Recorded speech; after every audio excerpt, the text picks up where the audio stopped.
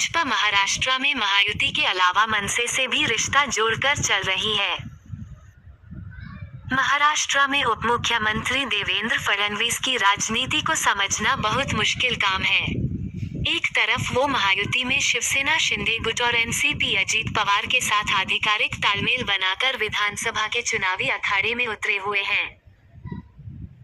वहीं दूसरी तरफ पर्दे के पीछे से बीजेपी और राज ठाकरे के बीच कुछ और ही चल रहा है। बताया जाता है कि 10 सीटों पर मनसे ने बीजेपी से समर्थन मांगा है, जिसमें माहिम विधानसभा सीट भी शामिल है। इस सीट पर राज ठाकरे के बेटे अमित चुनाव लड़ रहे हैं।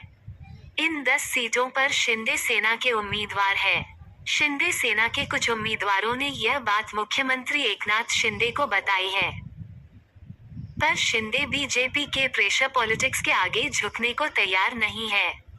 लेकिन उप मुख्यमंत्री देवेंद्र फडणवीस और मुंबई बीजेपी के अध्यक्ष आशीष शेलार जिस तरह से मनसे अध्यक्ष राज ठाकरे को जरूरत से ज्यादा महत्व दे रहे हैं, उससे महायुति की मुख्य पार्टियां काफी चिंतित हो रही है।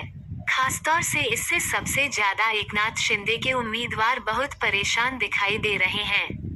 इससे महायुति को बड़ा नुकसान भी उठाना पड़ सकता है। माहिम विधानसभा चुनाव से शिवसेना शिंदे के उम्मीदवार सदा सरवणकर को पीछे हटाने के लिए जबरदस्त दबाव डाला जा रहा है, जबकि सदा सरवणकर कई बार विधायक रह चुके हैं और दादर इलाके में उनकी एक मजबूत पकड़ भी है।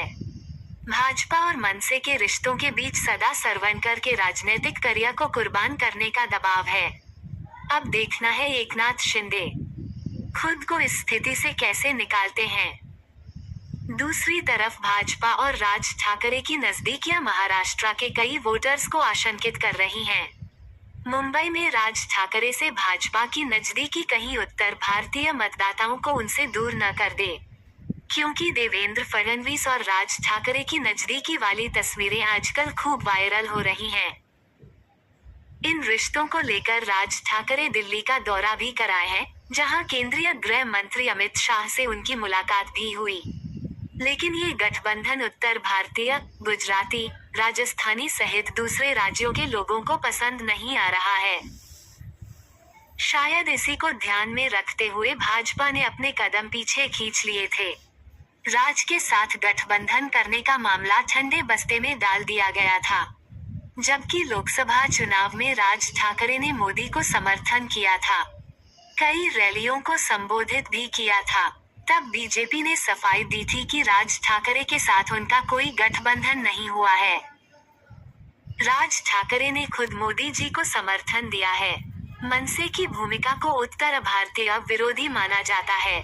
आए दिन खबरें आती रहती है कि मनसे के लोगों ने उत्तर भारतीय की पिटाई कर दी। दुकान या दफ्तर पर मराठी बोर्ड लगाने को लेकर भी मनसे और गुजराती और राजस्थानियों के बीच कई बार रिश्तों में कड़वाहट आ चुकी है।